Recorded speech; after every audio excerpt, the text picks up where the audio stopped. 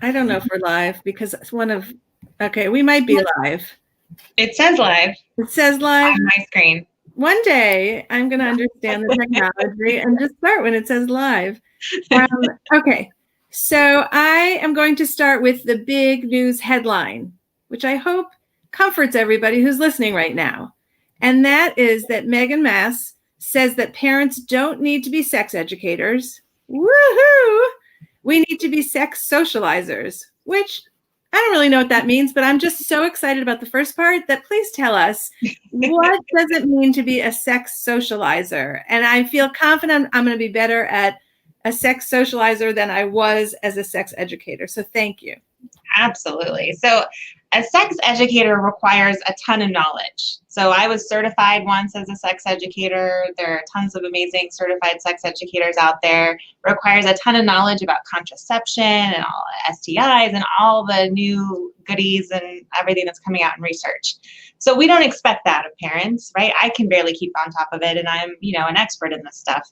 And so a socializer is just a way to sort of indicate through different messages. They could be explicit, like having an explicit conversation, or implicit, like the way you would react to sex in, that's in a movie that you're watching with your teen, or, your teen talking to you about their friends, relationship stuff or whatever. It's mostly like how you just are, your reactions to sex and conversation about sex or mentioning sex. So we just want to be as calm and as warm and as welcoming as possible with that kind of topic, just so that they know, oh, maybe this isn't as scary or as crazy amazing as all of the porn and Hollywood and stuff makes it seem too, which also adds to the mystery and the fear.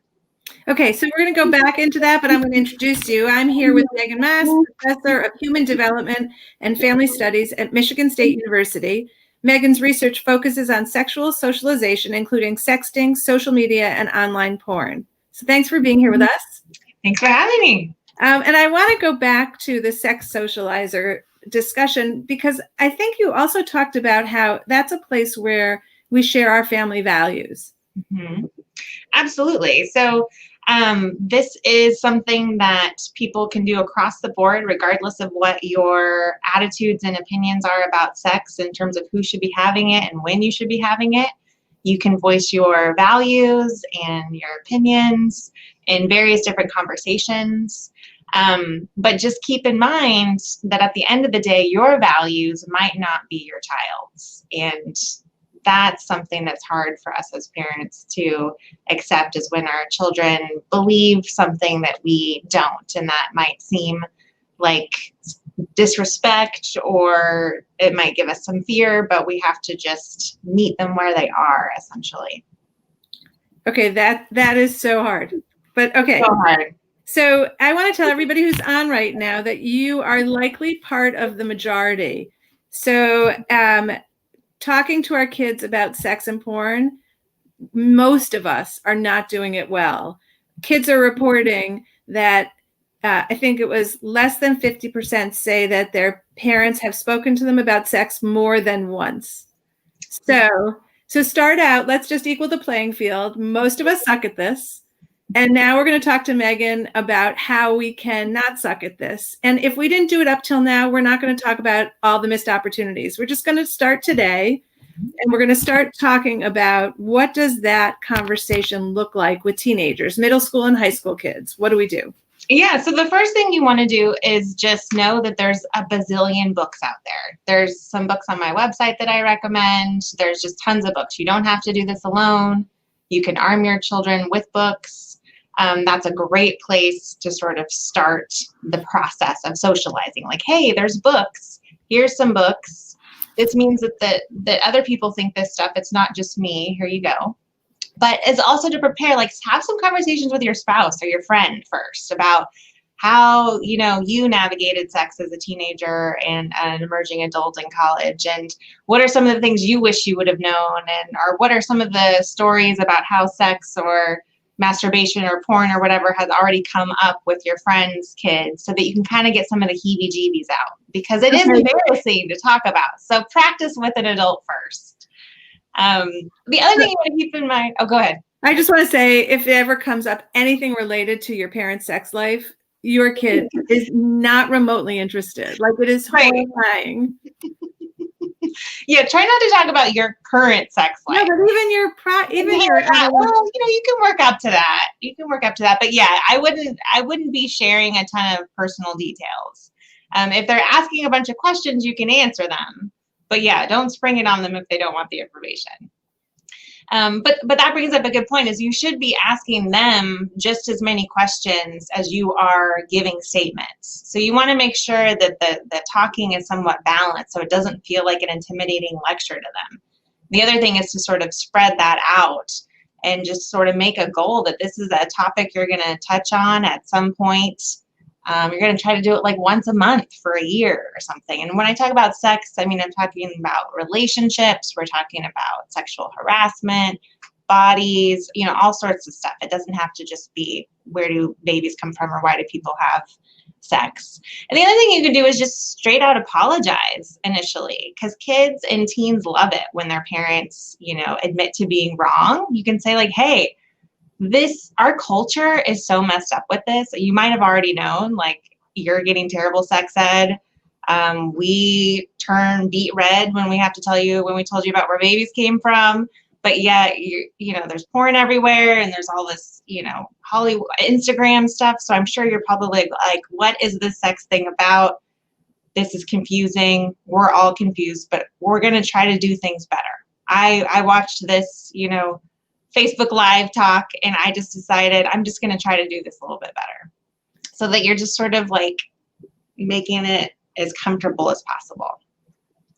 But you also want to start off positive. Like, sex is awesome. We are competing with porn and Hollywood and video games and stuff. So you want to make sure that your message isn't all doom and gloom, because if your message is you will get pregnant, you will get someone else pregnant, you will get a disease that kills you, they're not going to come back to you with any of their questions or concerns if something happens to them, in a sexual experience that you want to know about, because you want to help them through that. So I would be, positive. But given that sex conversations are so different depending on if you have a son or a daughter, research shows moms are most likely to be the sex educators and sex socializers, sex communicators, if at all. But the messages that girls and boys receive are very different. Usually girls receive a lot of messages about, fear and not getting raped, not getting pregnant. And so we need to really shift the focus onto boys, and as much as we're trying to empower girls, but really emphasize with boys that non-consensual sex, sexual assault, sexual harassment is not cool. And even if you're not doing it, if your friend is doing it, that's not cool either. And you need to step in to sort of shut that stuff down, because sex is not a competition. There are no gold stars. You can't level up. Like, it's not a competition. It's about communication. You're literally doing a mutual communicative experience with another person. And it's about connecting in that moment. And whether or not you want that connection to only happen in marriage, maybe you only want that connection to only occur for your kid as an adult or with somebody, who's trusted, that kind of level of mutual respect and really concern for pleasure and safety can happen. Even in a one-night stand, you can have that intention. And that's what we really want to make sure our kids have, what most people want their kids to have across the board, regardless of when they think that sex should be happening. That's what they want it to look like when it does. And so really communicating that it's about pleasure, it happens slowly, it's gentle, everybody needs to be having fun. It's a good thing. If you're scared, it's not your fault, but that means that there's something wrong with the situation, and that's not a good situation to be having sex in if you're feeling fear of any kind. And that could be from pressure, coercion, a number of things. So really emphasizing the fun, communication, pleasure. It's not about domination and competition. So one of the things that I hear in this, which I really like, is the idea that we can teach each other. We can kind of sit down together, say, I'm not the expert either, maybe we can do some research together about things we don't know and talk about what we do know. So what's a good starting point? You said there's lots of books out there. Can you make some recommendations? Maybe they're different for boys and girls or middle school and high school, but where should parents, is it a book they can hand their kids? So so Robbie Harris has won a lot of awards for her books about how to talk to kids about sex, and she has a great one for teens. There are a number of books that are really great for teens. There's a website called Sexuality, which I really appreciate, and Advocates for Youth. So those are websites you could go to immediately. You could either send your teen to those sites, or you could review them first to see if it aligns with your values and what you want to communicate. And then you could look at that website together. And a lot of times people will write in with questions, and you can, say like, wow, have any of your friends experienced that? I would start off with asking about friends and not them as a person, because they're much more willing to talk about like a theoretical person at their school, or even a friend that that's more comfortable to talk about. And you can still have that same communication about values without it having to be like, has this happened to you? Have you done this? Because that's going to just feel scary. Even if they feel so comfortable when you have a great relationship, it's just uncomfortable for everybody, unfortunately, in our culture. Did you watch the show Sex Education? I did. I love that show. So is that something that like you could sit with your kid and watch? Because it's absolutely. Yeah. I think so. I think that for high schoolers, for sure. Because honestly, that show is one of the few, fictional and even non-fictional works that I think really respects teens as sexual people. We really don't want to believe that they're sexual, and it really freaks us out. And that's fine. But, post-puberty, they are, and they're having those feelings and those desires, whether we want them or not. And most of them are having those experiences, whether we want them to or not. So adding some humor, I love that there's humor in the show Sex Education. Obviously I wish teens were that mature and could talk to each other as well as those characters talk to each other. But I think that would be a great example and would make talking about stuff so much easier because it's already being laid out there on the screen. I think it's on Netflix. Do you remember? Yeah, Netflix. Anyway, we loved it. And we did watch it with our kids. It was great. Okay. Okay, so you talked about how we should put forth our values around sex to our kids, but that they might not actually experience their life with the same values we've set our family values. And I think that's something that we don't believe as parents. We believe that we get to articulate this and then you are required to follow this. But I think evidence shows that that's not reality, right? Like our kids are going out there, they don't necessarily tell us. So is there like a healthy kind of expectation that parents can set? And how do you start there? I mean, what are the consequences if they don't follow it? It's just it's a funny thing to be believing here that you get to tell your kids what to do in their relationships and then to know that that's not really what happens at the end. Right. Well, I think that's why you have to say, this is what I want for you. This is how I feel. This is how I think about things. But I also know that your safety, your experiences are more important than that. Our relationship is more important than that. So I want you to know that no matter what happens, no matter what choices you make sexually or romantically, I am here for you. And that's not going to change. Because we know, no kid, no adult has ever been like, hey, you know what? My parents were just too supportive of me when I was a teenager. They were just so open and I could talk to them about everything and it completely screwed me up. Nobody says that. So a lot of times I think parents fear that they're giving their kids permission to have sex early. And that's just not how it works. Like sex is not something, it's not like getting your driver's license. It's not, the opportunities for sex are there, and your kid is going to engage in that whether they want to or not. You can try to convince them to want to or not, or to want to only with somebody who is in a committed relationship, or wait until their marriage, or at least wait until college. But the only people who actually do, so less than 7% of people actually wait to have sex until they're married. And of those 7%, like 6% of them have oral sex and other types of sexual experiences with each other before marriage. And so it's a value, and it's a fine value to have, but the people who actually, live that value themselves and achieve that goal, it has to be like a goal that they really, really want, not a goal that their parents really wanted for themselves. Yeah. I mean, that's a rude awakening for many of us. It is. It's just the reality. It is. It is. Okay. So, I've always wondered about this. Like, what's my right as a mother to ask my kid in middle school and high school about their relationships? And they're not just like, do you really like each other, but like, where are you sexually with your boyfriend or girlfriend? I mean, is that something that parents have a responsibility or right to ask? Well, you can definitely ask. I mean, there's no way that you're going to be sure that you're getting the full truth.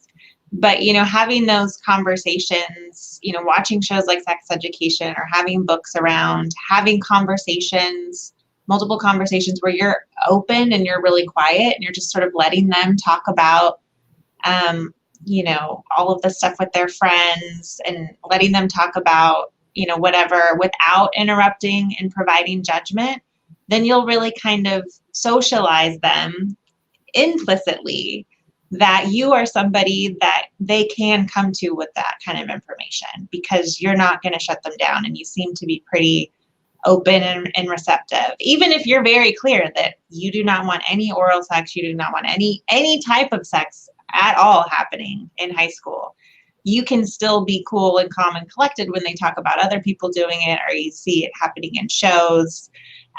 So in the hopes that they would actually talk to you about it when they start doing that. All right, let's move into porn, which really is such a hard conversation to talk about with our kids. And yet I think you have some numbers that tell us that many of our kids are watching porn. Yeah, so the research is really is pretty poor in terms of, we've got lots of nationally representative data on all sorts of things. But when it comes to teenagers, particularly kids under 16, participating in studies that ask about porn, they're few and far in between. But we do know that by the time they graduate from high school, over 90% of boys and over 60% of girls will have watched porn more than once. We also know that around 30% of kids before high school have seen porn. And so middle school, and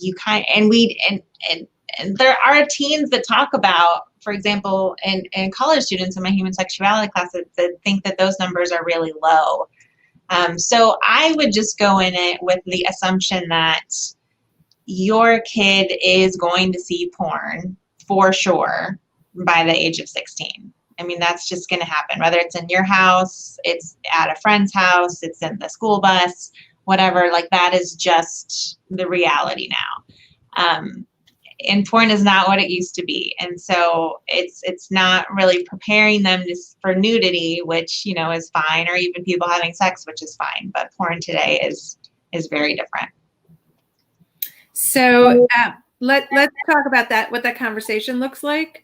First of all, I just want to say that Tamara just wrote that she loves working with teens. So I'm surprised at how much they have already been exposed to. Yeah. And you are not surprised, right? No. Yeah. Anyway, so in essence, if we don't talk to our kids about it, they're learning about sex by watching porn, which is probably not the way most of us want our kids to learn about it. So what's the first conversation look like? How do you sit down and and is it sitting down? Maybe it's not sitting down. Maybe it's in the car, Yeah, well, cars are great, right? Because you have that captive audience. And you're not looking at each other. So Right.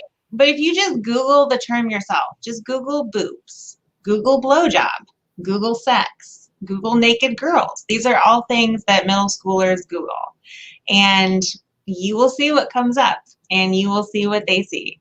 And that's sort of one of the first things, is about they're learning Google and they're learning how to put search terms in. You can talk about how they're going to be exposed if they're younger kids, like maybe just entering middle school. You can talk to them about how there are naked people on the internet. There are people having sex on the internet.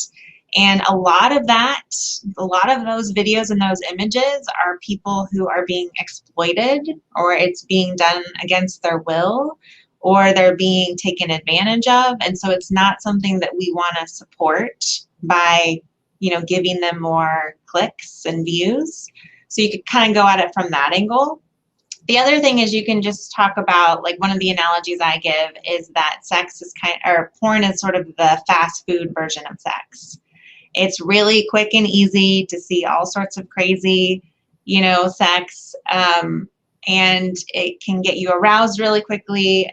But we want to make sure that we are able to still have sex with other human beings. That's what sex is for. And so what we want to prevent is just that, like, constant exposure to internet porn on their smartphones, in their laptops in their room alone. So that if they are exposed to porn, it's, pretty minimal, and that they have more energy is being put into how they think sexually in terms of themselves as a human being, connecting with other human beings. And so the other thing you can do is talk about how, if their sex has been combined with almost everything that you could think of in porn. And so, because they might see random stuff like, teddy bear fetishes, just all sorts of random stuff on there. And so you can joke around about how crazy that is. But it's another example of why that isn't sex you can expect with another human being. It's like sex on steroids. It's like WWF extreme sex. This is not the sex that you would have with a person, which is gentle and slow. You're talking your way through it. You're trying to get each other's verbal cues as well as nonverbal cues. And nothing should happen without a clear and consistent yes, an enthusiastic and repeatable yes. It's not just a no means no. Because unfortunately in porn, everything just sort of kind of happens. They move from one behavior to the other, and without talking about it. And that's not something that we want, particularly young people in late adolescence, early 20s, when they're first just having their sexual experiences. We don't want them making those kinds of assumptions. So I think that one of the things that the fear is that people are having a perception of sex as being what they see on the screen, and sometimes being unable to be aroused without seeing, like, the extreme sport of it. And in Peggy Orenstein's book, Sex and I think Boys and Sex. Yeah. So there was this poignant, first of all, it's an unbelievable book. Everybody, I know. I love her. She's like one of my heroes. Yeah. And I think she also did Sex and Girls, right? Yep. Yeah. So if you've got great books to read, by the way. Yeah, they're both great. They're actually interesting. It's not like reading a textbook. It's really, really good. But in the Boys and Sex book, she interviewed a ton of boys, and she asked one boy in college who watched a ton of porn and had a really hard time having a relationship with a girl because the porn was so much more effective, like fast food. And she asked him, what was the most intimate thing you've done with a girl? And he got, like, kind of shy and embarrassed and said, hold hands. Yeah. And it was so moving, right? Like that is, like, really where we're at. So if that's the story, like, kids are literally thinking that sex is something other than the intimacy of two people because of porn, and we can only really talk to our kids about it, what do we tell them? How do we convince them? Well, that's a great story to tell. First off, is you could tell them that story because it's a perfect representation of how holding hands is connection and how exciting that can be. And that that is what we're trying to focus on. Watching somebody have sex is not the same as doing, as actually connecting with them. And so you're not going to be great at having sex by watching people have sex, just like you're not going to be a great football player by watching the Super Bowl. That's just not how it's going to happen. But I think continuing to bring it back to that human side is really important. But that's where we can communicate things like the importance of pleasure.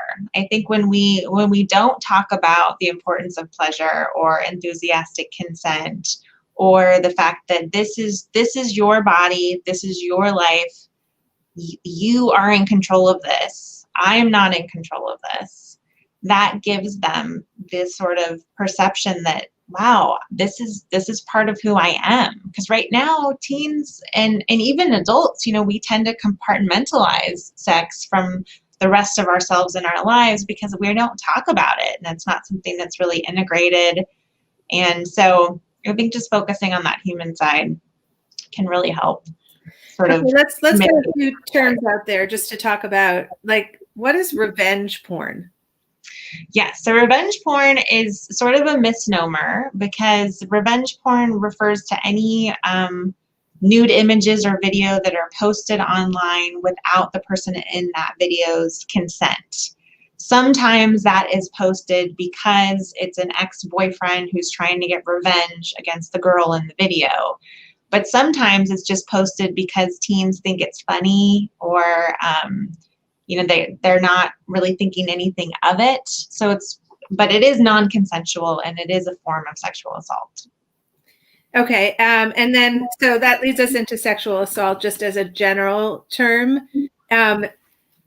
Is there something we should be saying differently to our daughters than our sons? Is that a different conversation? Well, so I think you can have the same conversation with both your sons and your daughters, and talking to them about, or whatever their gender identity is, but talking to them about how in our culture, usually women are socialized to be more passive and, to wait for somebody to ask them to have sex with them, or we're supposed to withhold sex. And the men are socialized to be these aggressors who, initiate sex or even force or coerce somebody into sex. And both are wrong. Anybody should be able to initiate sex if they want to, and anybody should be able to say, I'm not into it, if they want to. And we really have to push back against these norms that sort of punish girls for engaging in sexual activity by calling them sluts and things like that, and also punishing them for being assaulted, and put the onus more on, heterosexual boys tend to have the most power in a high school. And so it's really on them to make sure that sexual violence isn't happening in their schools. They have to be on it with their friends. And then girls can be taught really to support each other too. If a friend is saying, this didn't feel good, or I was blacked out, I don't remember what happened or anything, that's a chance to really help your friend get help and talk to a parent, because that is sexual assault. I love that, because that's a little bit of an easier conversation, I think, is to tell our kids their responsibility in that moment. So we're not talking to them about their own behavior. That's implied that they wouldn't be doing it. But you have a responsibility also to step up if you see something happening.